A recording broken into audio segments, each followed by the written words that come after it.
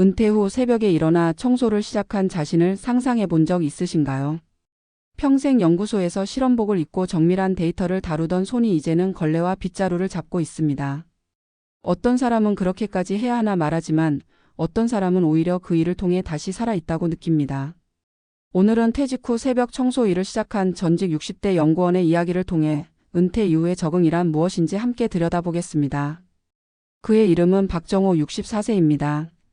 그는 35년 동안 한 국책연구기관에서 근무했습니다. 물리학을 전공했고 실험실에서 시간을 보내는 것이 인생의 대부분이었습니다. 늘 새벽에 출근해 밤늦게까지 실험실 불을 끄지 않던 그는 은퇴하던 날 연구소 동료들에게서 이제는 좀 쉬라는 말을 들었습니다. 하지만 막상 퇴직 후 집에 머물자 그는 자신이 어디에도 쓸모없어진 듯한 공허함에 시달렸습니다. 책을 읽어도 집중이 안 되고 하루가 너무 길었습니다. 그러던 어느 날 동네 커뮤니티 게시판에 올라온 새벽 청소원 모집 공고가 눈에 들어왔습니다. 시급은 높지 않았지만 새벽 4시 출근, 오전 8시 퇴근. 하루의 리듬을 되찾을 수 있겠다는 생각이 들었습니다. 가족은 걱정했습니다. 아버지, 그 일 힘들잖아요. 몸 상하실 수도 있어요. 하지만 박 씨는 웃으며 말했습니다. 이 나이에 내 몸 쓸 수 있는 게 축복이지.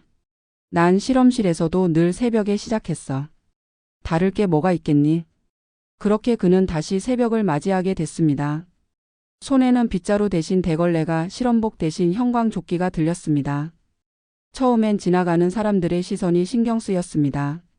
같은 동네에서 인사하던 사람들이 자신을 못 알아보는 척 지나가기도 했습니다. 하지만 그는 점점 마음을 바꾸게 됐습니다. 이제는 나를 알아보지 않아도 괜찮다. 나는 여전히 일하는 사람이다.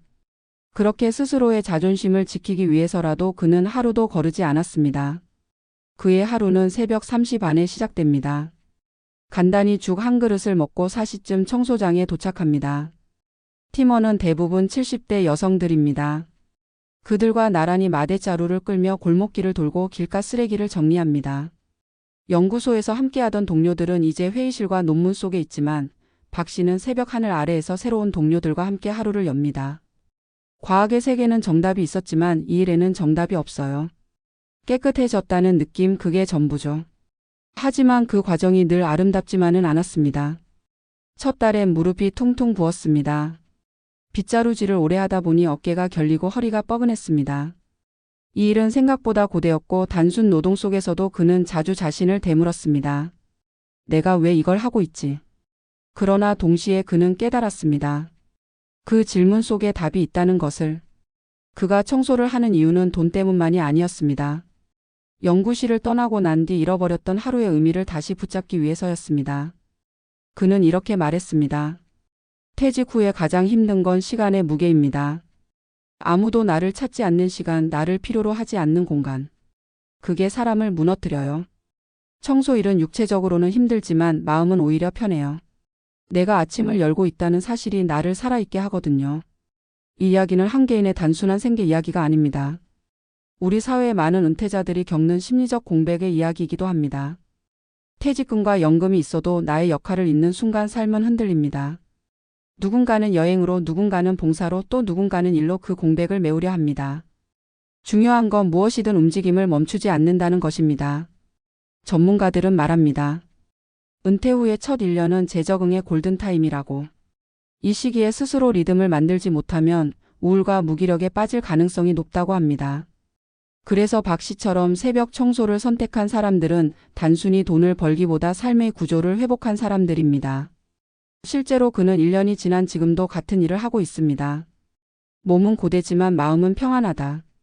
이제는 내가 하루를 여는 사람이라는 게 자랑스럽다고 말합니다. 그의 사례는 은퇴 후 삶의 정답이 꼭 편안함에 있지 않다는 사실을 보여줍니다. 오히려 작은 노동, 꾸준한 움직임 속에서 자신을 다시 세우는 사람들. 그것이 진짜 은퇴 적응의 힘입니다. 중요한 건 어떤 일을 하느냐보다 그 일을 통해 내가 어떤 의미를 찾느냐입니다. 마지막으로 이런 조언을 남기고 싶습니다. 퇴직 후의 삶은 멈춤이 아니라 재시작입니다. 사회적 지위나 직함은 내려놔도 인간으로서의 역할은 계속 이어져야 합니다. 누군가에게는 새벽 청소가, 또 누군가에게는 텃밭 가꾸기가, 혹은 손주 돌봄이 그 역할이 될 수 있습니다. 핵심은 하루의 루틴을 다시 세우는 일입니다.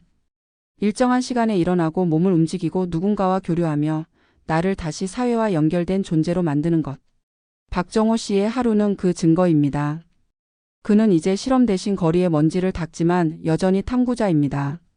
이번에는 인생의 본질을 연구하고 있습니다. 그는 말합니다. 청소를 하며 깨달았어요. 먼지는 매일 쌓이지만 닦으면 사라집니다. 마음의 먼지도 같아요. 매일 닦아내면 다시 하루를 시작할 수 있죠. 은퇴란 끝이 아니라 다시 하루를 닦아내는 과정입니다. 그 새벽의 걸레질 속에서 인생의 두 번째 실험이 시작됩니다.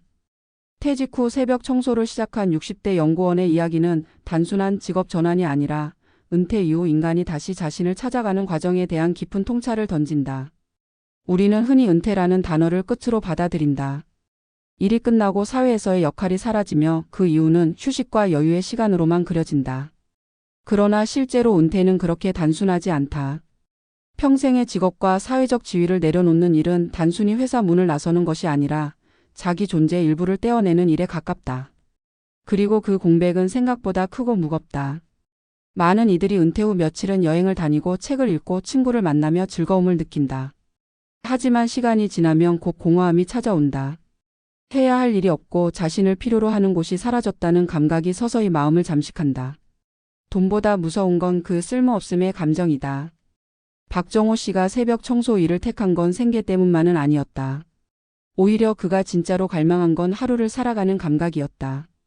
새벽에 일어나 출근 준비를 하고 누군가와 함께 일을 나누며 눈앞의 일을 완수하는 과정에서 그는 다시 살아있음을 느꼈다. 이는 많은 은퇴자들이 간과하는 중요한 지점이다. 우리는 이를 통해 사회와 연결되고 사회와의 연결을 통해 자존감을 유지한다. 일을 잇는다는 건 단순히 수입이 끊기는 게 아니라 나를 증명해주는 무대를 잇는 것이다. 그래서 은퇴 이후에도 일의 형태는 바뀌더라도 움직임과 참여는 계속되어야 한다. 새벽 청소일은 겉으로 보면 단순하고 힘든 육체 노동이지만 그 속에는 인간의 본질적인 회복이 숨어 있다. 몸을 움직이는 행위는 정신을 붙잡아준다. 일정한 리듬을 가지는 생활은 마음의 균형을 잡게 해준다. 오늘 내가 무언가를 했다는 작은 성취감은 우울과 무기력의 벼랑 끝에서 사람을 다시 일으킨다. 그것이 바로 박정호 씨가 새벽마다 거리의 먼지를 닦으며 찾은 하루의 의미였다. 그러나 이 과정이 누구에게나 자연스럽게 오는 것은 아니다. 많은 사람들은 여전히 은퇴를 쉬어야 할 시간으로만 생각한다. 그들은 자신이 더 이상 사회에 기여하지 않아도 된다고 믿는다. 하지만 실제로 은퇴 후 가장 심각한 문제는 쉼이 아니라 정체다. 멈춘다는 건 곧 무너짐을 의미한다. 나이를 먹는다는 건 체력이 줄고 기회가 줄어드는 것이지만 동시에 새로운 형태의 지혜를 쌓을 시기이기도 하다. 문제는 그것을 어디에 쓸 것인가이다. 일을 완전히 끊고 고립되는 대신 자신에게 맞는 새로운 일과 역할을 찾는 것이 은퇴 적응의 핵심이다. 최근 사회에서는 액티브 시니어라는 말이 등장했다. 단순히 오래 사는 것이 아니라 적극적으로 사회에 참여하며 살아가는 노년층을 뜻한다. 그들은 봉사활동을 하거나 작은 일자리를 택하거나 창업에 도전하기도 한다. 중요한 것은 수입이 아니라 활동성이다. 그 활동이 자기 존재를 증명해주고 사회와의 연결을 유지시켜준다. 그렇기에 은퇴 후의 진짜 준비는 돈보다도 하루의 구조를 설계하는 일이다. 박정호 씨의 사례처럼 일정한 시간에 일어나 몸을 움직이고 누군가와 함께하며 사회 속에서 역할을 갖는 것. 그것이 노년의 심리적 건강을 지켜주는 가장 강력한 백신이다. 또 하나 우리가 주목해야 할 점은 일의 가치에 대한 재정이다. 그는 박사 학위를 가진 연구자였고 수십 년간 과학계에서 이름을 알린 사람이었다. 그런 사람이 빗자루를 잡는다는 건 주변의 시선으로 보면 신분의 하락처럼 보일 수도 있다. 그러나 그가 실제로 느낀 건 그 반대였다. 이제야 진짜 사람의 냄새 나는 일을 하는 것 같다. 그의 이 말에는 진실이 담겨 있다. 직업의 위계는 인간의 가치와 다르다. 우리는 사회가 정한 직업적 서열 속에서 자신을 판단하지만 은퇴 이후에는 그 기준이 무너진다. 남들이 나를 어떻게 보느냐보다 내가 스스로를 어떻게 정의하느냐가 더 중요해진다. 은퇴 이후의 삶은 비교의 삶이 아니라 의미의 삶이다. 결국 박정호 씨가 새벽 청소를 통해 찾은 건 존재의 확인이었다. 그는 다시 하루를 여는 사람이 되었고 그 일 속에서 자신을 재발견했다. 그리고 그 일은 그에게 새로운 연구 주제가 되었다. 실험 대신 청소, 데이터 대신 사람, 결과 대신 과정. 그것이 그의 두 번째 연구다. 그는 자신이 다시 사회의 일원으로 존재할 수 있음을 증명했다.